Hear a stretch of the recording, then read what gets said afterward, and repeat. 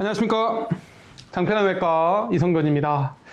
일단 너무 영광이고 너무 감사드립니다. 대한가정의학회 1차 의료원을 위한 내시경 연수 강사로 초대를 받아서 너무 영광이고요. 제가 오늘은 대장내시경 삽입법과 용종절제술 두 가지 주제로 여러분께 말씀을 드립니다. 꼭 아셔야 되는 부분만 얘기를 드리도록 하겠습니다.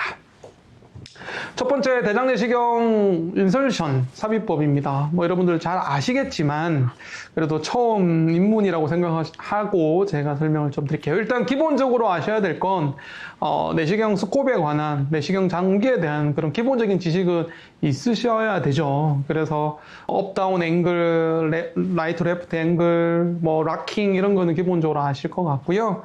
그 다음에 대장내시경 하기 전에 이런 걸 다 확인을 하셔야 됩니다. 석션은 잘 되는지, 에어는 잘 들어가는지, 화이트 밸런스는 잘 맞춰졌는지, 상하 좌우 앵글이 락킹이 돼 있어서 안 돌려지는 건 아닌지, 그리고 픽세이션 하는 스티프니스 조절하는 것도 있으니까 그런 장비는 또 경도가 제대로 돼 있는지, 원하는 경도인지도 확인하고 시작을 하셔야 되겠고요. 두 번째는 수검자를 확인해야죠. 내시경 인설션도 중요하지만 검사 받으시는 분의 세츄레이션이라든가 펄스, 상태 이런 것도 중요하겠고, 세 번째는 이제 진정제를 사용하는 경우에는 진정제 양을 어느 정도 쓸 건지 안전하게 투여하는 게 필요하겠습니다. 그리고 하시기 전에 항상 직장 수지 검사해서 젤을 묻혀서 갑작스럽게 들어가면 통증을 호소하니까 부드럽게 젤을 충분히 묻히고 또 충분히 세츄레이션 될 때까지 기다렸다가 하는 게 대장내시경 삽입을 인설션을 잘하는 방법일 수 있겠습니다. 스콥이 들어갈 때는 이제 비스듬히 들어가야 되고요. 너무 갑자기 확 들어가면 안 되겠고 천천히. 그리고 스콥은 한 20에서 30cm 정도 떨어진 위치에서 잡고 핸들링 하는 게 편하시겠습니다. 자세는 몸의 힘을 충분히 빼시고요. 그리고 바깥쪽에 있는 체외 스코프가 하다 보면 자꾸 꼬이게 되는데 중간중간에 풀어서 중립을 유지하는 게 중요하겠고, 그렇게 기본이 좀 됐다 싶으면 이제 여러분들이 대장내시경을 시작하시게 되겠습니다. 제가 생각하는 대장내시경 인설션에 있어서 절대 원칙 5가지를 말씀을 드립니다. 첫 번째는 절대 푸시하시면 안 됩니다. 사실 제일 걱정하는 거는 이제 천공이라는 합병증인데요. 대부분의 경험들을 보면 이제 무리하게 푸시하는 경우가 원인인 경우가 많습니다. 특히나 레드아웃일 때, 완전히 화면이 빨개지면서 안 보일 때, 앞에 루멘이 안 보일 때 무리하게 레드아웃 상태에서 푸시하면 절대 안 되겠고요. 특히 개실이 있는 경우, 특히 시그모이드에 다이버티큘럼이 있는 경우에는 꼭 이렇게 루멘하고 착각이 되는 경우가 있습니다. 실제로 컴플리케이션이 생긴 그런 케이스들을 모아서 보면 개실이 생각보다는 빈도가 좀 있는 편입니다. 그래서 특별히 주의하셔야 되겠고요. 절대 푸시하시면 안 되겠습니다. 두 번째 절대 원칙은 루프를 최소화하는 겁니다. 사실 대장내시경 좀 해보신 분들은 항상 이 루프와의 싸움인데요. 이 루프를 어떻게 하면 작게 만들 것이냐 또는 어떻게 하면 풀 것이냐가 대장내시경 삽입법에서 가장 중요한 문제, 히든 카드고요. 이 루프를 푸는 방법이 익숙해졌다, 터득했다, 그러면 여러분들은 대장내시경 고수가 됐다라고 생각하셔도 될 겁니다. 루프는 크게 세 군데서 잘 생기죠. 시그모이드, 그 다음에 미드 T, 헤파틱에서 잘 생기기 때문에 그런 경우 그 부위에서는 루프가 안 생기게, 또는 루프가 생기더라도 최소화하는 루프로 만들어서 여러분들이 진입을 하는 게 필요하겠습니다. 루프가 생겼는지 어떻게 알 수 있느냐. 일단 첫 번째는 내가 밀어도 화면이 그대로 있거나, 두 번째는 파라독시칼 무브먼트라 해서 내가 당기는데 뒤로 빼는데 화면이 앞으로 전진을 한다거나, 또는 미는데 오히려 화면은 움직이지 않거나, 또는 미는데 뒤로 빠지거나 화면은 뒤로 빠지고, 이런 파라독시칼 무브먼트가 있거나, 그리고 세 번째는 수검자가 좀 아프다고 하시잖아요. 그런 경우는 루프가 있다라고 판단하시면 되겠고, 루프를 푸는 방법은 제가 나중에 또 말씀드리겠지만 결국 한마디로 좀 정리하면 토크를 주면서 풀백을 해서 루프를 푼다는 개념을 갖고 계시면 되겠습니다. 루프는 안 만드는 게 가장 좋죠. 루프를 안 만드는 방법 두 가지는, 첫 번째는 직선화, 스트레이트닝, 두 번째는 단축, 쇼트닝이 되겠습니다. 차후에 또 말씀드리죠. 자, 세 번째 절대 원칙은요, 대장내시경 인설션의 세 번째 절대 원칙은 에어 컨트롤입니다. 사실 공기 조절이 아트다라고 할 정도로 굉장히 중요하고요. 과도한 공기 주입은 안 되겠고요. 지속적인 석션이 중요하겠다는 얘기로 드리겠습니다. 네 번째는 지글링인데요. 지글링은 앞뒤로 빠르게 왔다 갔다 하면서 장을 중첩을 시키는 거죠. 장을 쇼트닝을 시키는 겁니다. 그래서 옆에 이제 자료화면 보시면 보이겠지만 이렇게 스트레이트닝을 하다 보면 루프도 풀리고 장도 단축이 되면서 인서션이 되게 쉬워지는데요. 사실 초심자분들에게는 가장 유용한 테크닉 중에 하나일 수 있겠습니다. 마지막으로 제가 절대 원칙에서 강조드리고 싶은 건 조급하면 안 되고 자만하시면 안 되겠습니다. 사실 이 인설션의 컴플리케이션에서 가장 리스크가 있는 시기는 러닝 커브를 극복할 때거든요.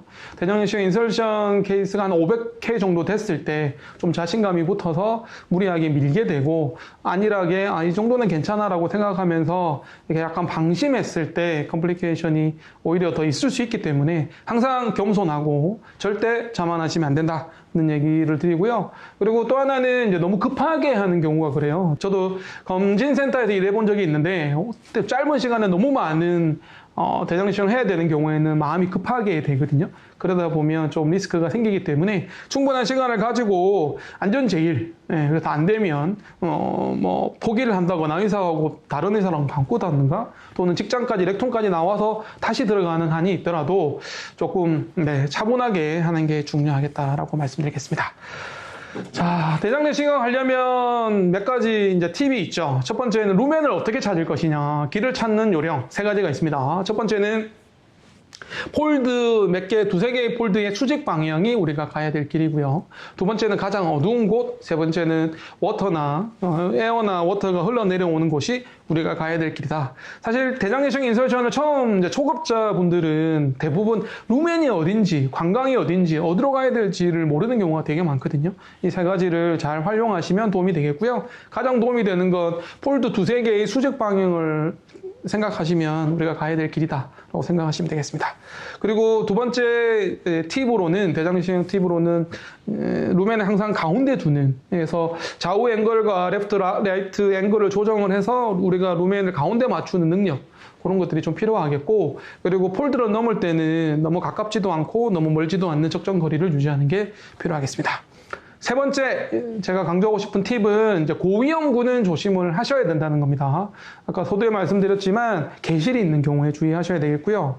그 다음에 수술을 한 적, 자궁 수술이나 또는 위나 췌장 수술을 하신 경우에는 조금 어드이전 때문에 유착 때문에 힘든 경우가 있기 때문에 주의하셔야 되겠고, 그 다음에 너무 마른 thin한, 체격이 너무 마르신 분들 조심하셔야 되겠고, 그다음 나이 많으신 분들, 그리고 장정결 상태가 불량하신 분들이 대부분 이렇게 좀 꺾여 있는 경우가 많아서 인설션이 좀 어려운 경우가 있기 때문에 이런 5가지 경우는 조금 긴장을 하고 시작을 하는 게 필요하겠습니다. 자, 네 번째 제가 대장내시경 인설션 팁으로 말씀드리는 건 프리감입니다. 프리. 좀 자유 감각인 거죠. 그래서 내가 미는 만큼 들어가고 당기는 만큼 빠지는 형태의 그 저항감이 없는 상태의 프리감을 유지하는 게, 만드는 게 인설션의 중요한 테크닉이 되겠고요. 그 다음에 5번째는 이게 캡을 이용하는 겁니다. 그래서 많은 분들이 캡을 좋아하시고 인설션에도 도움이 되고 회수할 때 관찰하는 데 도움이 된다고 알려져 있기 때문에 저는 캡은 안 쓰는데요. 저는 처음에 시작할 때 캡이 없었거든요. 그 뒤에 나왔는데 굉장히 요즘에는 인설션 처음에 하시는 분들한테는 도움이 많이 되는 걸로 되어 있습니다. 활용하시면 되겠고요. 6번째는 CO2입니다. 저는 CO2 쓰거든요. 보통 룸에어로 루멘을 디센전 시키게 되는데, 그러다 보면 아무래도 이제 복통이 생기고 루프가 잘 생기기 때문에 저는 CO2를 이용해서 활용을 하는데, 일단 통증도 적고요. 그리고 금방 흡수가 되니까 루프도 좀 적게 만드는 경향이 좀 있는 것 같아요. 자, 7번째는 대장내시경 인설션에 여러분들이 활용할 수 있는 방법은 복부 압박. 8번째는 포지션 체인지, 자세 변경입니다. 잘 아시겠지만 인설션이 힘들 때는 배를 눌러주는 거죠. 그래서 루프가 만들어지는 지점, 시그모이드 콜론에서 T 콜론에서 헤파틱에서 헤파틱 간 만곡부에서 배를 눌러주면 루프가 좀 덜 만들어지고 이 앞으로 전진하는 힘의 팩터가 저항 때문에 벽이 만들어지면서 앞쪽으로 전행이 되는, 그래서 인서션이 쉬워질 수 있습니다. 포지션 체인지도 마찬가지예요. 비만곡부에서 이렇게 꺾여 있기 때문에, 그렇게 어큐트한 앵글이기 때문에 좌측 Y, 레프트 데코피트 2에서는 스프레닉이 좀 이렇게 접쳐 있거든요. 네, 장이. 이런 경우에 오른쪽으로 돌리면, 오른쪽으로 돌아 누우면 중력 방향 때문에 T콜론이 아래로 처지면서 비만곡부가 블런트해지는 장점이 있습니다. 효과가 있습니다. 그래서 그런 부분들을 잘 활용하시면 되겠고, 아홉 번째는 워터 이리게이션인데요. 저는 대장내시경 할 때, 인서션 할 때 물을 되게 좋아하는 편입니다. 그래서 이리게이션 펌프가 있고, 펌프가 없는 경우에는 실린지로 겸자공에 물을 뿌리면 오히려 루멘을 정확하게, 루멘 디스텐전 없이 루멘을 찾는 데 도움이 좀 될 것 같고요. 마지막으로는 스티프니스 체인지입니다. 이게 특정 회사만 있기 때문에 저는 경도를 돌리면 경도를 0부터 3까지 이렇게 조절함으로써 루프를 조금 덜 만들고 오히려 루프를 안 만들고 전진하는 데 도움이 된다고 개인적으로 생각을 하고 있어서 그렇게 말씀드리겠습니다. 지금까지는 기본적인 이제 베이직한 얘기를 좀 드렸고요. 이제 본격적으로 어떻게 하면 인솔루션을 할 것이냐. 사실은 이 부분이 정말 어렵기는 해요. 제가 한마디로 요약을 하면 좌우자, 우, 자자, 우. 제가 이제 국립암센터에서 대장내시경을 시작을 했는데요. 저희 이제 의사님들이 비법 아닌 비법으로 항상 강조하는 게 좌우자, 우, 자자, 우입니다. 설명을 좀 드리면, 직장 렉줌을 지나갈 때, 직장과 RS 정션을 지나갈 때요, 좌측, 우측, 좌측으로 토크를 주면서 지나갑니다. 아무래도 휴스턴 밸브가 있으니까요. 그리고 시그모이드에서는 이제 우측으로 계속 토크를 주고 넘어가고, 우측은 시그모이드 콜론은 우측으로 토크를 주면서 지나간다라고 개념을 잡으시면 되는데요. 시그모이드는 폴드가 반원판으로 지그재그로 나타나잖아요. 시그모이드 디센딩 정션에서 역시나 우측 토크를 통해서 쭉 토크를 줘서 그 SD 정션을 지나간다. 이런 개념이겠습니다. 말은 참 쉽죠. 말은 쉬운데 이 시그모이드를 넘어가는 게 사실은 핵심 관건이에요. 8분응선이라고 할 수 있겠고요. 시그모이드를 어떻게 루프 없이 지나갈 것이냐, 어떻게 루프가 만들어지면 루프를 풀고 지나갈 것이냐가 대장내시경 인서션의 키포인트라고 할 수 있겠습니다. 자, 루프를 어떻게 풀 것이냐는 제가 다음에 얘기하도록 하고요. 루프를 안 만들고 들어가는 게 중요한데, 어떤 분들은 이제 에어를 아예 안 넣고 물만 넣어서 넘어가는 방법도 있고요. 그리고 뭐 어떤 분들은 아예 루프가 안 만들어지게끔 배를 눌러서 루프가 안 생기게끔 하면서 지나가는 방법이 있습니다. 제일 좋은 거는 이제 슬라롬 테크닉, 뭐 이렇게 얘기는 하고요. 그래서 시그모이드 지나갈 때는 이제 우측으로 갔다가 다시 중립을 유지하기를 반복하고요. 이렇게 하다 보면 이제 체외 스콥이 꼬이게 되는 경우가 있는데, 항상 체외 스콥을 풀어주는 과정이 필요하겠고, 소위 슬라롬 테크닉, 뭐 슬라이딩 테크닉 이렇게도 얘기하는데, 활강하듯이 이렇게 좌우로 왔다 갔다 하면서 지나가게 되겠습니다. 그리고 이제 공기를 이 부분에서는 안 넣게 하는 게 가장 중요하겠고요. 사실은 처음에 자세가 사람마다 틀리긴 한데, 저는 레프트 데코피투스 대부분은 이제 좌측 Y로 시작을 하잖아요. 그러다가 이제 시그모이드에서 잘 안 넘어가시게 되면 이제 뭐 배를 누르는 것도 괜찮고, 아니면 슈파인, 앙와이로 바르게 누운 자세로 또 넘어가는 것도 괜찮습니다. 그래도 안 들어간다. 그러면은 자세를 바꿀 때는 다시 라이트 데코비투스 우측 Y로 바꿔서 또 시도를 하고요. 그렇게 자세 변화를 좀 활용하는 게 중요하겠고요. 그다음에 루프가 만들어지면 루프를 푸는 과정이 또 필요하겠습니다. 루프 푸는 거는 제가 조금만 이따가 다시 말씀드릴게요. 그렇게 SD 정션을 넘어가는 게 가장 어려운데, SD 정션이 지나가면 D콜론에 도달하면 이제 대부분 이제 그 6시 방향에 물이 좀 고여 있게 되죠. 그리고 폴드도 이렇게, 왜냐하면 D콜론은 고정이 돼 있으니까, A콜론과 D콜론과 렉툼은 복강 내에 고정이 돼 있거든요. 그래서 항상 거기에 물이 좀 고여 있습니다. 그렇게 해서 D콜론에 도달했다는 게 확인이 되면 거기에서 루프를 좀 정리를 해줄 필요가 있겠고요. 루프가 생겨서 들어왔다 그러면 라이트 토크 풀백을 통해서 루프를 좀 풀어주고요. 그 다음에 지글링이나 석션을 통해서 그 바깥쪽에 수kop에 그 거리가 표시가 돼 있잖아요. 그래서 한 40에서 60cm 정도까지는 루프를 정리를 해서 뒷콜론에서 한번 1차 정리를 하고 그 다음에 진행하는 게 중요하겠고요. 비망곡부에 도착을 하면 좌우자 우자좌우에서 좌거든요. 좌측 토크를 주고 지나간다. 이렇게 생각하시면 되겠습니다.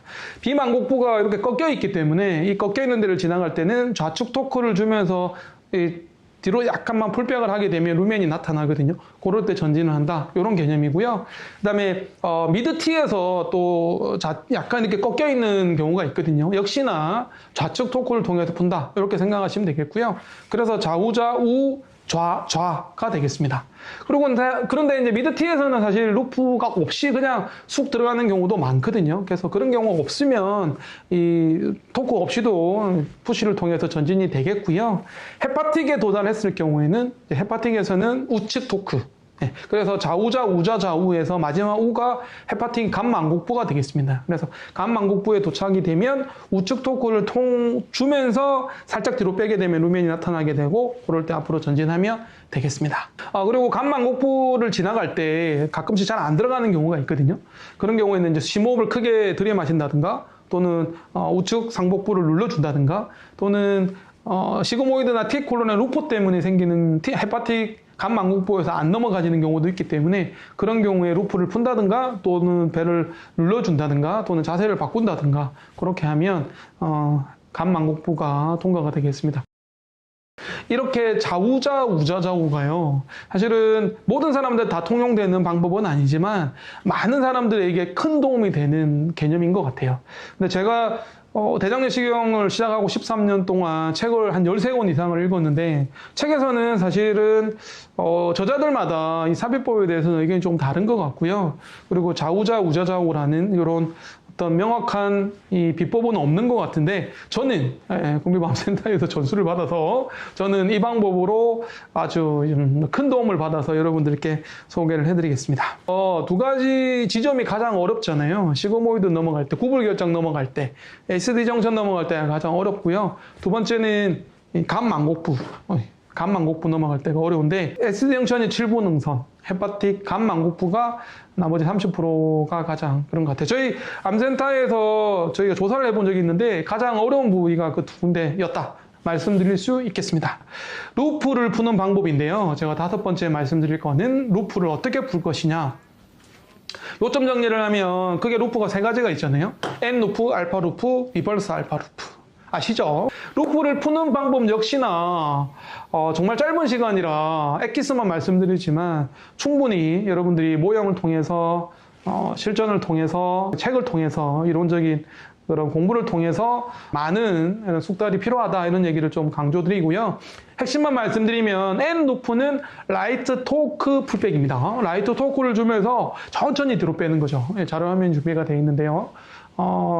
N 루프, 대부분 N 루프잖아요. 그래서 처음은 무조건 라이트 토크 풀백을 하시면 됩니다. 루프가 만들어지는 거를 알 수 있는 방법은 제가 서두에 말씀드렸지만 여러 가지 상황상 이게 루프다라고 판단이 되면 제일 먼저 시도할 건 라이트 토크를 주면서 천천히 뒤로 풀백을 하는 거죠. 그냥 빼면 쑥 빠지기 때문에 약간 업을 앵글을 줘서 선단부가 조금 구부러지게 만든 다음에 천천히 뒤로 빼는 거죠. 라이트 토크 풀백을 할 때 너무 급하게 빼면 아예 빠져버리기 때문에 루프가 안 풀립니다. 모형을 보시면 정말 천천히 뒤로 토크를 주면서 빼시면 이렇게 M 루프가 전체적으로 스트레이트닝, 직선화가 되거든요. 그리고 어느 정도 빼다가 천천히 뒤로 빼다가 적절한 타이밍에 앞으로 밀어야 되는데 그 적절한 타이밍을 잡는 게 어렵죠. 그래서 살짝 프리감이 느껴질 때 밀면 되는데 살짝 지글링을 통해서 어느 정도 밀었을 때 내가 앞으로 전진하는 프리감이 느껴진다고 했을 때 앞으로 전진하면 이렇게 그림처럼 이 모형처럼 N 루프가 직선화가 되면서 앞으로 쭉 전진하게 되는 겁니다. 정말 쑥 들어가거든요. 루프를 없이 들어가는 게 가장 좋지만 루프가 만들어지면 이런 방법을 활용하시면 되겠습니다. 그래서 선단부를 후킹을 좀 하고요. 그리고 항상 루멘을 확보하고 앞으로 보면서 석션을 계속적으로 반복적으로 시행을 하고 우측 토크를 주면서 천천히 풀백을 하고요. 지글링을 통해서 프리감을 확인한 다음에 프리감이 느껴질 때 전진하는 이 타이밍이 중요하겠고 만약에 어느 정도 판단이 돼서 내가 루프가 풀렸다고 생각하고 전진했는데 다시 루프가 만들어지면 다시 라이트 토크 풀백을 반복하시면 됩니다. 그렇게 큰 루프가 작아지다가 그렇게 직선화가 되면서 어느 순간 들어가게 되는 거거든요. D콜론에 도달하게 되는 거니까 이 과정을 두세 번 정도 반복하시면 되겠습니다. 그런데 N 루프라고 생각하고 라이트 토크 풀백을 해서 여러 번 반복했는데도 불구하고 루프가 안 풀린다. 그러면 알파 루프일 가능성이 있습니다. 사실은 N 루프가 대부분인데 그 다음에 이제 N 알파 루프가 두 번째로 흔하거든요. 사실 알파 루프가 이 그림처럼 이렇게 푸는데요. 알파 루프를 푸는 방법도 사실은 N 루프 푸는 방법과 비슷합니다. 라이트 토크 풀백입니다. 대신에 조금 더 크게 돌려야 됩니다. 라이트 토크를 천천히 주고 스코프를 비틀어서 뒤로 빼는 N 루프하고 다르게 조금 더 알파 루프는 이 알파 이 꼬여있는 시그모이드가 완전히 제껴져야 되는 부분이 있기 때문에 조금 더 크게 라이트 토크를 주면서 풀백을 한다. 이런 개념을 잡으시면 되겠고요. 그래도 만약에 안 된다. 알파 루프라고 생각했는데 라이트 토크를 크게 주면서 풀백을 했는데 안 된다. 그러면 그 다음에 할 수 있는 게 리버스 알파 루프일 가능성을 생각하고 레프트 토크를 주면서 풀백을 하는 겁니다. 자, 자료화면 보시죠. 사실은 리버스 알파 루프는 많지는 않지만 하다 안 되면 왼쪽으로 토크를 주면서 푸는 방법 그렇게 시도하면 되겠고요. 온라인 강의잖아요. 그래서 저희 준비한 자료 영상을 여러 번 반복하면서 보시면 좀 감이 잡히지 않을까 싶고요. 또 기회가 되면 핸즈온이나 이렇게 모형을 가지고 연습을 하면서 루프를 이렇게 푸는 거구나 라고 좀 체득을 하시는 게 굉장히 필요할 것 같아요. 자, 마지막으로 제가 대장내시경 고수 몇 분한테 조언을 좀 구했는데 5가지만 말씀드리고 마무리할까 합니다. 첫 번째는 인설션보다 더 중요한 건 관찰이다. 사실은 대장내시경에서 제일 키포인트 핵심은 잘 들어가는 게 아니라 병변을 놓치지 않고 보는 거잖아요. 위내시경도 마찬가지지만 어느 정도 시간이 지나면 테크닉 쪽으로는 극복이 되는데 우리가 중요한 건 놓치지 않고 병변을 보는 폴립이든 얼리 콜론 캔서를 놓치지 않고 보는 게 중요하겠다. 그래서 절대적으로 6분 이상 보셔야 되고요. 사실은 마라톤처럼 천천히 보는 게 필요하겠습니다. 두 번째는 대장내시경의 최고 경지는 편안한 대장내시경이라고 생각을 합니다. 제가 원장으로 근무하는 것도 장편한 외과인데 이 편안하게 대장내시경을 편안하게 하는 게 굉장히 중요하겠고요. 그러려면 루프 없이 인설션을 해야 되겠고 루프가 생기더라도 루프를 풀고 들어가는 게 중요하겠고 대부분은 이렇게 막 푸시를 해서 수검자들이 아프다고 막 얘기하면서 그렇게 밀고 160cm, 180cm가 모자랄 정도로 계속 밀고 들어가는 경우가 있거든요. 근데 여러분들은 그러지 않으셨으면 하는 바람을 가져봅니다.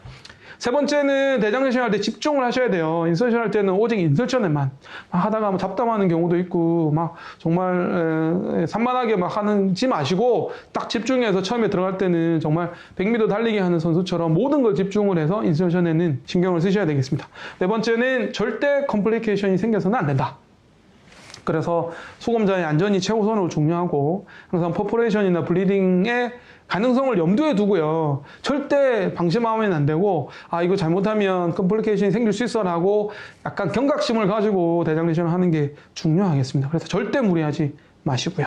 마지막으로는 공부, 스터디, 책도 많이 보시고 유튜브도 많이 보시고 고수의 조언도 많이 들으시고 또 잘하시는 분들, 다른 분들 직관을 하셔서 대장내시경을 어떻게 하는지 많이 보시고 결론적으로는 본인만의 노하우를 정리하시고 다른 분들에게 강의를 할 정도의 수준까지 도달한다 그러면 여러분들은 대장내시경 인설션에 잘하실 것 같습니다. 짧은 시간이라 말이 좀 빨랐고요. 하고 싶은 얘기는 너무 많은데 다음에 또 기회가 되면 여러분들 찾아뵙고 인사드리면서 같이 디스커션 할 수 있었으면 좋겠습니다. 자, 2부에서는 폴리펙토미 말씀드리겠습니다. 고맙습니다. 대장내시경을 잘하려면 비결이 뭔가요? 이게 많이 해본 사람이 결국은 잘할 수가 있겠죠. 우리가 만시간의 법칙 이런 것처럼 결국은 경험이 많으면 누구나 다 잘할 수 있을 거라고 생각을 합니다만은 무엇보다도 돌을 닦아야죠. 돌을 닦아야 된다고요? 그러니까 우리가 내시경 검사할 때마다 가끔은 이제 잘 안 되면 화도 나고 굉장히 흥분하기 쉽고 막 이러는데 그런 것들을 좀 현명하게 이렇게 넘어갈 수 있는 그런 이제 어떻게 보면 돌을 닦는 근데 내시경의 길이 아닐까 싶습니다. 제가 아시는 다른 명의쌤한테도 대시경 어떻게 하면 잘하면 되냐 그랬더니 마음의 평화 이런 얘기 하시더라고요. 진짜로 그게 중요한가 봐요. 네, 뭐 시간이 가면 갈수록 네. 또 하다 보면 뭐 어려운 케이스가 생기기도 하는데 그럴 때마다 그런 생각을 갖게 됩니다. 너무 이렇게 막 성급하게 한다거나 또 흥분한다거나 그러면 오히려 더 해가 되는 경우가 많기 때문에 그렇게 마음의 평화를 얻거나. 네, 2부에서는 용종절제술 얘기를 할까 합니다. 다음에 기회가 되면 용종절제술만으로 40분을 주시면 제가 알차게 또 강의 준비를 하겠습니다. 오늘 대장내시경 삽입과 용종절제술 합쳐서 40분이라 용종절제술은 한 15분 동안 제가 엑기스만 꼽아서 말씀을 드릴게요. 폴리펙토미 용종절제술 방법은 다양해요. 근데 일단 저는 ESD는 뺐습니다. 저는 이전에 ESD를 여러 번 경험도 있습니다만 사실은 1차 의료인은 ESD를 법적으로 안 되잖아요. 뭐 전신마취 하는 병원에서만 하게 돼 있기 때문에 ESD는 뺐고요. 기본적인 스네어 폴리펙토미와 EMR 얘기를 좀 할까 합니다. 스네어 폴리펙토미는 많이 하시잖아요. 뭐 여러분들 사실 방법은 다 아실 거예요. 책도 보시고 유튜브 보시고 어쨌든 선에어 걸고 자르면 되는 거니까 어렵지는 않는데 제가 5가지만 말씀드릴게요. 첫 번째, 스네어 폴리펙토미는 이제는 콜드 폴리펙토미가 대세가 됐습니다. 이전에는 전기를 통전하는 스네어를 걸고 전기를 소작을 해서 끊어내는 방법이 대세였다 그러면 소위 몇 년 전부터는요, 이제는 거의 핫 스네어는 안 하거든요. 콜드 스네어가 대세가 됐고요.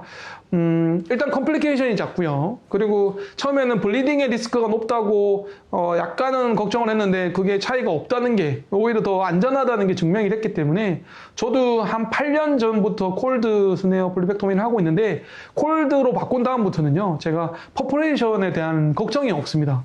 네, 그리고 블리딩도 없었고요. 그래서 걱정 안 하셔도 되겠고, 여러분들 다 하고 계시겠지만 콜드 폴리펙토미로 하시면 좋지 않을까라고 생각이 듭니다. 두 번째는 스네어 폴리펙토미 할 때 가장 중요한 건 많이 잡지 않는 겁니다. 절대 머슬층까지 잡으면 안 돼요. 아주 드물게 퍼포레이션이나 블리딩이 생기는 이유 중에 하나가 너무 많이 잡기 때문에 그렇습니다. 물론 마진을 확보를 해서 절제하는 건 원칙이지만, 남기면 안 되게 절제하는 게 원칙이지만, 얼리 콜론 캔서는 좀 마진을 좀 넓게 해야 되는데요. 얼리 콜론 캔서는 사실 ESD로 치료를 하는 거잖아요. 스네어 폴리펙토미, 그러니까 캔서가 아닌 용종을 뗄 때는 그렇게까지 마진을 많이 확보할 필요는 없고요. 그리고 그러다가 잘못하면은 머슬층까지 끼어서 같이 겸자가 되기 때문에 그렇게 되면 합병증이 생길 수 있죠. 그래서 절대 많이 잡지 않는다. 한 2, 3mm 정도만 잡으시면 되고요. 뭐 스톡이 있는 경우에는 한 절반이나 또는 3분의 2 정도가 남도록 잡으시면 됩니다. 많이 잡았는지 안 잡았는지를 알려면 잡고 스네어를 건 다음에 조인 다음에 앞뒤로 흔들어 보면 돼요. 앞뒤로 흔들었는데 루멘 전체가 같이 움직인다. 그러면 머슬층까지 끼었다는 의미이기 때문에 다시 풀고 다시 스네어를 잡는 게 필요하겠고요. 그리고 잡을 때는 약간 에어를 좀 빼가지고 석션을 해서 잡으면 잘 잡히거든요. 너무 이렇게 루멘이 빵빵하면은 미끌려서 잘 안 잡히는데, 대신에 이 석션을 하면서 잡았을 때 이렇게 루멘이 작아지면서 좁아지면서 머슬층까지 같이 잡을 수도 있기 때문에 어느 정도 잡고 나면 다시 에어를 넣어서 송기를 해서 디스텐션을 시켜서 머슬이 끼더라도 빠질 수 있게끔 한 다음에 다시 스네어를 해서 머슬이 안 끼게끔 하는 게 가장 중요하겠고요. 그리고 세 번째는 이제 머슬이 끼게 되면 앞뒤로 흔들었을 때 움직이게 된다. 그 다음에 송기를 해서 잡는다라고 요령을 말씀드렸는데, 잡아서 이제 스네어를 해서 끊으려고 하는데 잘 안 끊기잖아요. 그러면 오히려 많이 잡았다는 의미입니다. 그런 경우에는 다시 풀어서 다시 잡는, 대부분 귀찮아서 안 하시는데 이 귀차님을 극복하셔야 됩니다. 항상 안전을 먼저 염두에 두시고 스네어 폴리펙토미를 하셔야 되겠고요. 이제 세 번째 말씀드리고 싶은 건 에어입니다. 에어를 잘 활용하셔서 약간은 너무 좀 쪼일 때는 에어를 살짝 넣어줘서 머슬이 안 끼게끔 하는 게 중요하겠고요. 그다음 네 번째 팁은 용종을 절제할 용종을 6시 방향으로 돌리는 게 되게 좋아요. 왜냐하면 스네어를 넣었을 때 6시 방향에 있으면 바로 잡힐 수 있거든요. 12시 방향 천장에 달려 있거나 측면에 있는 경우에는 수kop을 조작을 해서 그 병변을 6시로 만들고 난 다음에 스네어하는 게 좋겠고, 항상 시야는 확보한 다음에 끊어야지 뭐 잘 잡았다고 생각하고 시야는 안 보이는데 함부로 끊으시면 큰일 날 수가 있으니까 주의하셔야 되겠고요. 중요한 건 천천히 하는 거다. 조일 때도 천천히 조이고, 그 다음에 스네어나 이런 장비, 기구, 액세서리가 들어갈 때도 너무 급격하게 너무 빠르게 들어가다 보면 이렇게 앞에 벽에 이렇게 컴플리케이션이 생길 수 있기 때문에 항상 천천히, 그리고 시야 확보한 후에 처치를 한다, 그렇게 생각을 하시고요. 자, 두 번째 EMR입니다. 인젝을 해서 스네어를 걸어서 폴리펙토미를 하는 EMR, 내시경 점막 절제술이죠. EMR을 하는 방법을 몇 가지만, 5가지만 말씀을 드릴게요. 첫 번째, EMR에서 중요한 건 결국 인젝입니다. 인젝을 얼마나 잘하느냐가 관건이고요. 인젝이 팽윤이 이렇게 이쁘게 동산처럼 이렇게 잘 떠오르면 정말 쉽거든요. 그런데 우리가 병변을 가운데 두고 병변이 잘 떠오르게끔 인젝을 하는 게 중요한데, 이제 처음에 하시는 분들은 이게 잘 안 되죠. 그래서 이제 보통 EMR은 사이즈가 큰 경우에 하는데, 충분히 팽윤이 안 된 상태에서 스네어를 잡다 보면 컴플리케이션이 생길 수 있다. 이런 부분을 좀 조심하셔야 되겠고, 그리고 저는 충분히 리프팅을 하라라고 조언을 드립니다. 그래서 한쪽이 아니라 전체가 리프팅이 되게 하고, 저는 시야가 방해되지 않을 정도면 충분히 더 다다익선이라고 생각을 하는데요. 너무 많아서 시야가 안 보이면 안 되겠지만 괜히 조금만 하다가 잘못하면은 컴플레이션이 생기니까 저는 충분히 인젝을 해서 띄운 다음에 스네어를 걸면 도움이 되겠다 생각이 들고요. 두 번째, 인젝을 하는 요령은 몇 가지가 있죠. 그래서 일단 병변에 근위부를 인젝을 하고 가운데 찌르면 떠오릅니다. 근데 크기가 큰 경우에는 디스탈부터, 원위부부터 띄우는 게 필요하겠고, 두 번째는 보통 한 번에 인젝을 해서 띄우게 되는데, 필요하면 여러 군데를 찔러서 이렇게 잘 팽윤이 되게끔 하는 게 도움이 되겠고요. 그리고 절대 깊게 찌르면 안 됩니다. 깊게 찌르는 거를 알 수 있는 방법은 뭐냐면, 찔러서 인젝을 했는데 안 뜨는 거예요. 리프팅이 안 되는 거예요. 그러면은 더 뚫린 거거든요. 머슬층까지 내려간 거거든요. 머슬 이하층까지 내려간 거기 때문에 그런 경우는 살짝 뒤로 빼서 하시면 되겠고, 사실은 이 조작이 되게 중요해요. 인젝터를 얼마나 찌르고, 찌른 상태에서 노멀 셀 라인을 인젝을 해서, 뭐 저는 다른 건 안 썼고 노멀 셀 라인으로만 이용을 하는데, 인젝을 하는 시점에서 팽윤이 잘 됐게끔 하는 요 조작이 중요하고요. 직접 하시는 쌤도 계신데 저는 대부분 어시스트가 하거든요. 그래서 그런 거를 잘 훈련시키는 게, 교육시키는 게 필요하겠고, 보통 찌르는 요령은 강하게 한번 팍 찔러서 살짝 뒤로 뺀 다음에 인젝을 하라, 이렇게 교과서적으로 돼 있고요. 잘하시는 분들을 하고 처음에는 좀 같이 하시는 게 좋겠고, 교육을 시킬 때는 잘 안 되는 경우는 어떤 경우가 있냐면, 내가 생각해서 인젝을 했다고 생각하고 주입을 했는데 버블 막 나오고 물이 막 나오면서 병변은 안 떠오른다, 그러면 덜 찔린 거고요. 분명히 찔러서 인젝을 해서 막 물도 안 나오고 아무것도 안 나오는데 병변이 팽윤이 안 된다, 그러면 깊게 찌른 거거든요. 그런 경우는 조금 더 뒤로 빼면 되겠습니다. 너무 프랙티스한 내용이죠. 어쨌든 뭐 교과서적으로는 초당 0.5cc 정도 속도로 주입을 하라, 이렇게 얘기는 하는데요. 여러분들이 편하게 하시면 되고요. 절대 에어를 조금 인젝하기 전에 에어 빼고요. 그 다음에 인젝을 하고 약간 뒤로 빼서 노멀 셀 라인, 그러니까 니들을 찌르고 그 다음에 니들을 살짝 뒤로 빼서 노멀 셀 라인 인젝을 하면서 팽윤이 제대로 되는지를 확인하는 게 EMR의 키포인트가 되겠습니다. 자, 세 번째 중요한 건 EMR 할 때 너무 많이 잡으면 안 된다는 거죠. 역시나 병변을 큰 경우에 EMR을 하기 때문에 스네어를 좀 큰 걸 쓰거나 또는 스네어를 넓게 잡다 보면 특히 뒤쪽이 이게 많이 잡히는 경우가 있어요. 그러면은 스네어 머슬층까지 같이 물리게 되면 컴플리케이션의 우려가 있기 때문에 항상 뭐 스네어 폴리펙토미든 EMR이든 너무 많이 잡으면 안 된다는 거를 강조를 하고요. 네 번째, 역시나 천천히 좀 하고 급하게 하시면 안 되고, 다섯 번째는 역시나 저는 콜드로 합니다. EMR도 콜드로 되고요. 이제 스네어 자체가 좀 다르거든요, 콜드용이. 그래서 약간 샤프하고 잘 끊기게 돼 있는 그런, 이전에 우리가 핫스네어 할 때와 조금 다른 스네어 액세서리이긴 한데 큰 도움이 되니까 활용하시면 되겠습니다.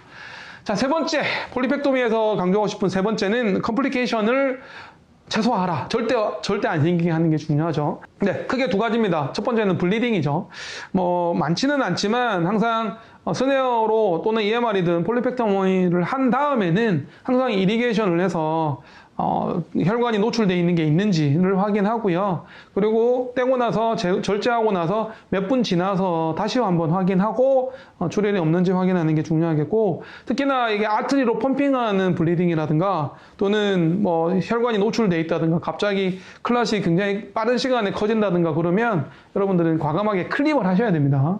사실 폴리펙토미를 할 때 클립을 하면 국가에서 인정을 안 해주기 때문에 비용을 못 받는 면이 있어서 클립을 아끼는 경우도 있지만, 여러분들은 좀 걱정되거나 불안하시면 항상 클리핑을 하는 걸 추천을 드리고요. 특히나 스톡이 되게 유경성 스톡이 있는 경우에, 굉장히 스톡이 굵은 경우에는 클립을 하시는 게 도움이 되고, 크기가 큰 경우, 그 다음에 항응고제나 아스피린을 복용한 상태에서 어쩔 수 없이 폴리펙토미를 하게 된 경우에는 클립을 좀 하시고, 그 다음에 환자 컨디션, 수검자의 컨디션이 좀 안 좋고 고령일 때도 예방적으로 하시는 거를 추천을 드립니다. 퍼포레이션이 사실 제일 걱정이잖아요. 폴리펙토미가 퍼포레이션 리스크 때문에 안 하시는 원장님도 계시는데 충분히 주의만 하면 괜찮다고 저는 생각을 하고요. 특히나 라테랄 스프레딩 투머인 LST인 경우에는 주의할 필요가 있겠고, 그 다음에 이 PMR라는 경우, EMR이 너무 커서 한 번에 잡을 때 많이 잡는 머슬천까지 같이 잡히는 것도 문제지만, 이 PMR로 여러 개 잘라서 여러 군데 분할해서 이렇게 스넬 걸러서 제거하는 경우에도 오히려 더 퍼포레이션을 더 주의하셔야 되겠고요. 그 다음에 이 케이스가 ESD를 해야 되는 케이스면 여러분들은 가급적이면 오히려 안 하시는 게 좋습니다. ESD를 해야 되는 케이스는 오히려 트랜스퍼를 해서 전원을 해서 EMR이 아니라 일반적인 여러분들 1차 의료인이 할 수 있는 폴리펙토미나 EMR이 아니라 ESD를 추천을 하는 게 저는 권유드리고요. 그러면 ESD를 해야 되는 경우는 어떤 경우냐? 1번, 얼리 콜론 캔서가 의심이 되는 경우, 2번, 2cm 이상인 경우, 3번, SMT, 그러니까 NET 같은 옛날에 칼시노이드 투모라고 그랬는데 NET 같은 뉴로엔도크라인 투머인 경우에는 ESD를 해야 되겠고, 그 이외에 파이브로시스가 동반된 그런 경우, 이전에 뭐 스네어를 했다거나 또는 바이옵시로 해서 파이브로시스가 있어서 잘 리프팅이 안 되는 경우에는 웬만하면 그냥 ESD를 위해서 트랜스플을 하는 게 더 좋다고 생각을 합니다. 컴플리케이션 얘기를 좀 하고 싶은데요. 일단 핵심만 말씀드리면 기본이 중요하고요. 잘 들어가야 됩니다. 축유지 단축법으로 잘 들어가서 인설션이 잘 돼야지 용종절제술에 컴플리케이션도 없다고 할 수 있겠고, 충분히 여러분들이 좀 배워서 익숙해지면 그때 하셔야 되고요. 그리고 수검자 상태를 잘 파악하는 게 중요하겠고, 말씀드렸지만 EMR 할 때는 충분히 리프팅 하는 게 중요하겠고, 그다음에 큰 용종인 경우에는 한 번에 다 떼려고 하지 마시고 오히려 이 PMR을 활용하시는 것도 괜찮고, 특히 우측 대장은 스네어보다는 EMR이 훨씬 더 안전하다고 돼 있습니다. 왜냐하면 대장벽이 좀 얇으니까요. 그리고 클립을 좀 잘 활용하시라. 출혈이 있거나 천공이 의심이 되는 경우에는 걱정되시면 과감없이 클리핑을 하는 걸 추천드리겠고요. 클리핑을 하는 방법에 대해서는 추후에 또 기회가 되면 말씀드리도록 하겠습니다. 그리고 절대 무리하지 마시고, 치료가 곤란한 상황에서는 치료하지 마시고, 자기 능력을 잘 판단하셔서 내 능력이 이상이다 그러면 하지 마시고, 너무 다발성 용종이다 그러면 모든 용종 다 제거하려고 하지 마시고, 여차하면 너무 크다 그럼 여차하면 ESD를 고려하고요. 여차하면 전원하고 자신의 한계를 잘 파악하는 게 중요하겠고, 사실 컴플리케이션에서 가장 중요한 건 안전 제일입니다. 그래서 천천히 하시고 주의하시고 다양한 방법들을 활용하시고 상급자와도 교대하시고, 또는 때로는 기법 포기하는 용기를 가지시고 물러설 때는 물러서는 게 컴플리케이션을 예방할 수 있는 방법이 아닐까 싶습니다. 자, 마지막으로 포스트 폴리펙토미, 용종절제술 후에 어떤 조치가 필요하냐? 일단 완전 절제됐는지 확인하셔야 되고요. 그리고 이리게이션에서 블리딩이 있는지 확인하셔야 되고, 그다음 남으면 추가 절제를 하셔야 되겠습니다. 두 번째는 끝나고 나서 수검자가 뭐 복통이 있는지 또는 데피케이션 후에 블리딩이 있는지 확인해야 되겠고, 여차하면 오후에 전화를 해서 직접 확인하는 것도 중요하겠습니다. 그리고 끝나서 자세히 설명하는 것도 중요하겠죠. 열심히 폴리펙토미를 하고 나면 컴플리케이션에 대해서도 설명하고 주의사항도 설명하는 게 필요하겠습니다. 주어진 시간이 많았지만 너무 많은 내용을 담다 보니까 말이 좀 빨라졌는데요. 다음에 기회가 되면 여러분들하고 직접 만나서 오프라인으로 얘기 나눌 수 있었으면 좋겠고, 제가 또 이렇게 하고 있는 유튜브가 있습니다. 그래서 유튜브에 오시면 또 자세히 이런 얘기를 풀어내는 영상이 있으니까 참고하시면 되겠습니다.